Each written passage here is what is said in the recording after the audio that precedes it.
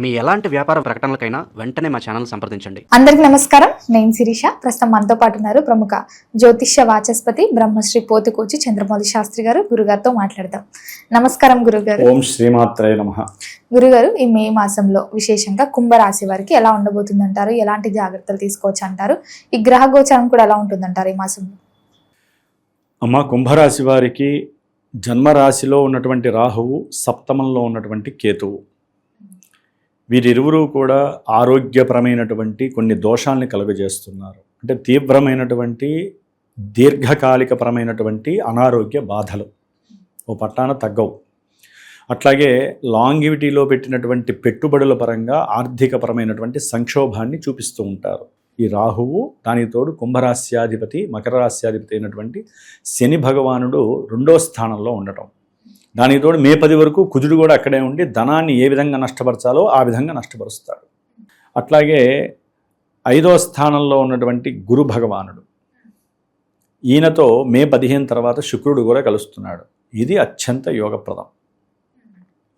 మే 14 వరకు శుక్రుడు బాగున్నాడు. అంటే గృహ ఉపకరణాలు, లేకపోతే విశేషమైనటువంటి ధనరాబడి, ఏది మే 14 వరకు, మే 15 కూడా అనుకోండి. అంటే మే మొత్తం కూడా శుక్రుడు చాలా చాలా అనుకూలమైనటువంటి పరిస్థితుల్ని కలుగజేస్తున్నాడు.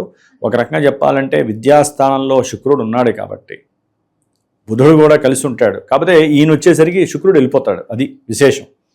అందుకని మే 14 వరకు కూడా శుక్రుడు ఆ స్థానంలో ఉండేసరికి విశేషమైనటువంటి విద్యా పరిజ్ఞానం వీరికి లభిస్తుంది. అట్లాగే గృహపరమైనటువంటి, వాహనపరమైనటువంటి, లేకపోతే బంగారమో వెండో ఇలాంటి విషయాల యందు కూడా వీరు కొంత అనుకూలమైనటువంటి పరిస్థితులు, గృహంలో చక్కటి సౌఖ్యం కనబడుతోంది కుంభరాశి వారికి.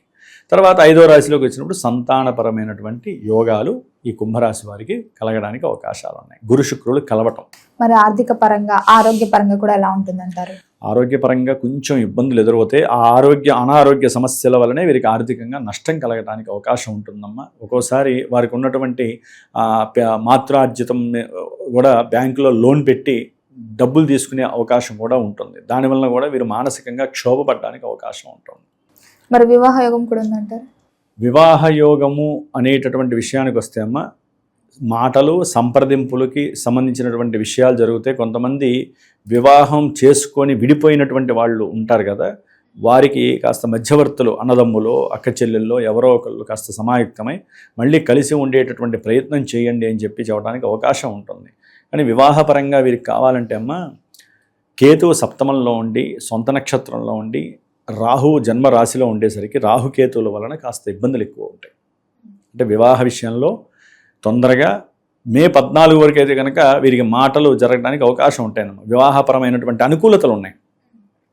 అయితే ఏంటంటే రాహుకేతువుల యొక్క దోషము అనేటటువంటిది మహాయాతన కలుగజేస్తుంది.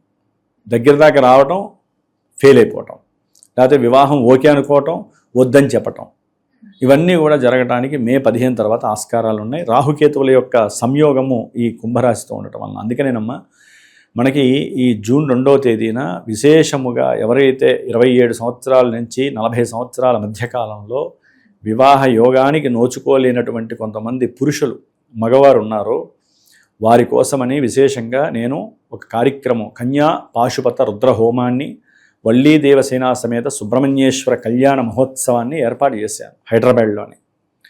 సరే, కొంతమంది నాకు చాలామంది ఫోన్లు చేస్తూ ఉంటారు, గురువు గారు ఎన్నో కార్యక్రమాలు చేసేసామండి, ఆ హోమాలు, ఈ పూజలు, అట్లాగే కదలీ వృక్షానికి పెళ్లి చేసేసాము, కుంభానికి చేసాము, అవి ఇవి చాలా చెప్తూ ఉంటారు. ఎన్నో జన్మజాతక రీత్యా కూడా మేము ఆ హోమం చేసాము, ఈ అభిషేకం చేసామని.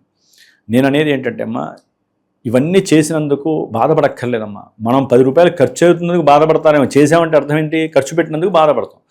కానీ ఖర్చు అని మీరు అనుకుంటున్నారు, కర్మాన్ని, దోషాన్ని వదిలించుకుంటున్నారని నేను అంటున్నాను.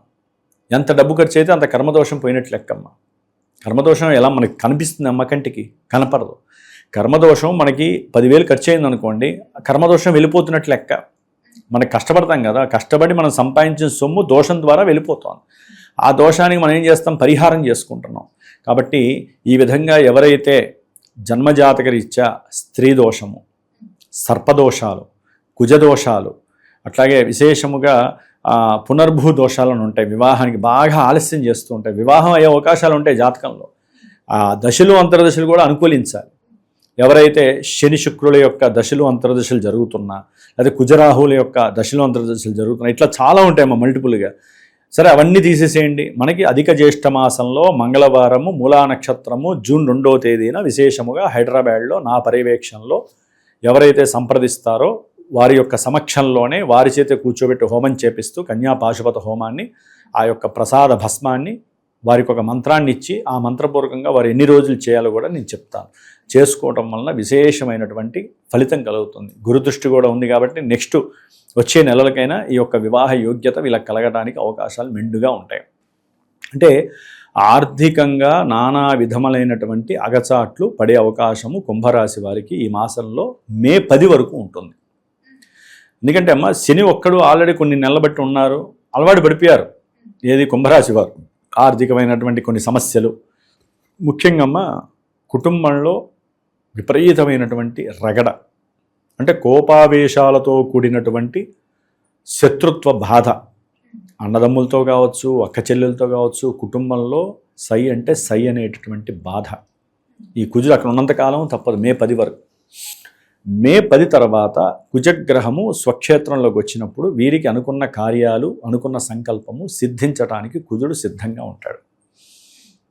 అది ఉద్యోగ ప్రయత్నం కానివ్వండి, ఏదైనా ప్రయాణాలకు పరంగా కానివ్వండి, అదే ఏదైనా ఒక అమ్మకము కొనటము అనేవి ఉంటాయి కదా, గృహపరమైనటువంటి ల్యాండ్ లిటిగేషన్స్లో ఉన్నటువంటి ఏదైనా ఇబ్బందికరమైనటువంటి భూములు కానీ, లేకపోతే వీరి యొక్క పిత్రార్జితం, లేకపోతే అన్నదమ్ముల మధ్య ఉన్నటువంటి కొన్ని గొడవల పూరితంలో ఉన్నటువంటి పిత్రార్జితం, మాత్రార్జితం ఉంటాయి కదా, అవన్నీ కూడా ఒక కొలిక్కు వచ్చి వీరి మధ్య సంస్కారయుక్తమైనటువంటి కొన్ని సంస్కరణలతో కూడినటువంటి మాటలు చక్కగా అనుకూలమైనటువంటి పరిస్థితి ఈ కుజభగవానుడు మే 10 తర్వాత ఇస్తాడు. అప్పటి వరకు కొంచెం ఇబ్బందిగా ఉంటుంది కుంభరాశి వారికి. అట్లాగే ఇదే రాశిలో దాదాపు మే 14 వరకు రవి మహానుభావుడుండి ఉద్యోగపరమైనటువంటి, వ్యాపారపరమైనటువంటి, భార్యాభర్తల పరమైనటువంటి కొన్ని అనుకూల సంభాషణలు, వాటి ద్వారా కొన్ని విజయ పరంపరలు కూడా వీరికి చేకూరతాయి. ఎప్పుడైతే మే 14 తర్వాత రవి మరియు బుధుడు ఇరువురు కూడా 4వ స్థానంలోకి వెళ్తారు.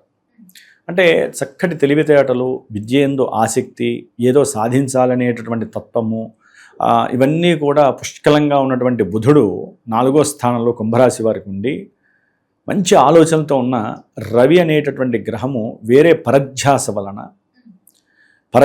వలన అక్కడ నుండి గృహంలో ఉండేటటువంటి కొన్ని సమస్యలకి, ఆర్థికపరమైన సమస్యలు, తండ్రిపరమైన సమస్యలు, సంఘంలో వీరికి ఉన్నటువంటి కొంత ఇబ్బందికరమైనటువంటి ప్రతికూల పరిస్థితులు ఏంటంటే విద్యలో ఇబ్బందులను కలుగజేస్తాయి.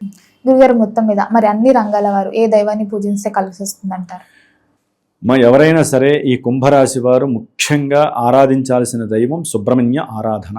నిత్యము ఆయనకి సంబంధించిన అష్టోత్తరము, అప్పులున్న వాళ్ళైతే సుబ్రహ్మణ్య కళావలంబ స్తోత్రం ఉంటుంది, లేకపోతే సుబ్రహ్మణ్యేశ్వరుడికి సంబంధించిన కవచం ఉంటుంది. ఇట్లా ఎన్నో ఉన్నాయి ఆయనకి సంబంధించినవి, అట్లా చేసుకోవాలి. అప్పులో రుణ విమోచన పాశుపతం అది మే 10 వరకే. తర్వాత ఆయన ఎట్లయినా అప్పులు తీర్చే యోగం కలిగిస్తున్నాడు కుంభరాశి వారికి, కాబట్టి ఇబ్బంది అయితే ఏమీ లేదు. ముఖ్యంగా ఏలినాడి శని ప్రభావం కాబట్టి శనికి సంబంధించి చక్కగా రావి చెట్టుకి ప్రదక్షిణాలు చేయటం, అది దంపతుల పరంగా కావచ్చు, ఆర్థిక సమస్యలు ఉన్న వాళ్ళు కావచ్చు, వివాహం లేట్ అవుతున్న వాళ్ళు కావచ్చు, కోరిక అనుకున్న వెంటనే జరక్క బాగా లేట్ అవుతున్న వాళ్ళు, వీళ్ళందరూ కూడా అశ్వత్థ వృక్షానికి ఎవరైతే పూజలు చేస్తారో శనివారం 19 శనివారాలు చక్కగా వాళ్ళకి లాభం చేకూరుతుంది. అట్లాగే హనుమంతుడి వారి ఆరాధన మాత్రం మర్చిపోకూడదు. సుబ్రహ్మణ్య ఆరాధన, హనుమంత ఆరాధన వీరికి చాలా విశేషమైనటువంటి పుణ్యప్రదం.